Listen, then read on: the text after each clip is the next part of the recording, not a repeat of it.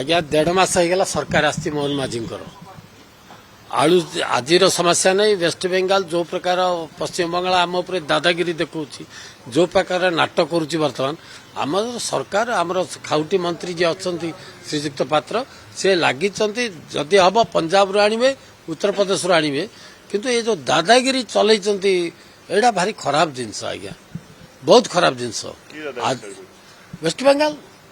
ୱେଷ୍ଟବେଙ୍ଗଲ ଯେଉଁ ପ୍ରକାର ଦାଦାଗିରି ଚଲେଇଛି, ଯାହା ତ ଟ୍ରକ୍ ଆସିଲେ ମଧ୍ୟ ତାଙ୍କର ଦାଦାମାନେ ଛିଡ଼ା ହେଉଛନ୍ତି ଗେଟ୍ ପାଖରେ, ଗୋଟେ ଗୋଟେ ଟ୍ରକ୍ ପିଛା ଦାଦାଗିରି କରିକି ପଇସା ଆଦାୟ କରୁଛନ୍ତି।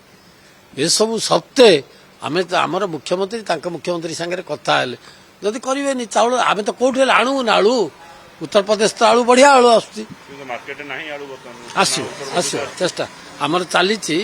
ବର୍ତ୍ତମାନ ତାଙ୍କର ଅଫିସର ମାନେ ଉତ୍ତରପ୍ରଦେଶ ସାଙ୍ଗରେ କଥାବାର୍ତ୍ତା ଚାଲିଛି, ପଞ୍ଜାବ ସାଙ୍ଗରେ କଥାବାର୍ତ୍ତା ଚାଲିଛି, ଅତି ଶୀଘ୍ର ୟାର ସମାଧାନ ହେଇଯିବ।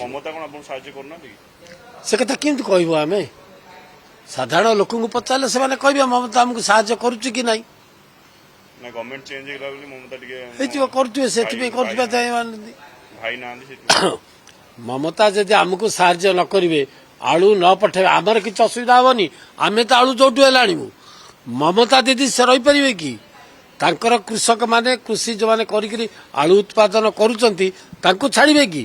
ତାଙ୍କ ଆଳୁ ଯଦି ସେଲ୍ ହେଲା ନହେଲା, ବିକ୍ରି ନ ହେଇପାରିଲା, ସେମାନେ ସେଇଟା ଧାରଣାରେ ବସିବେ ନା।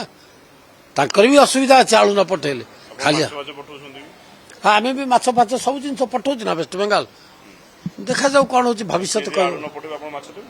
ନାଇଁ ସରକାର ସେ ଚିନ୍ତା କରୁଛନ୍ତି, ସେମିତି ପରିସ୍ଥିତି ଆସିନି ଏପର୍ଯ୍ୟନ୍ତ। ଯଦି ସେମିତି କିଛି ପରିସ୍ଥିତି ଆସିବ ତାହେଲେ ସମସ୍ତେ ଚିନ୍ତା କରିବେ।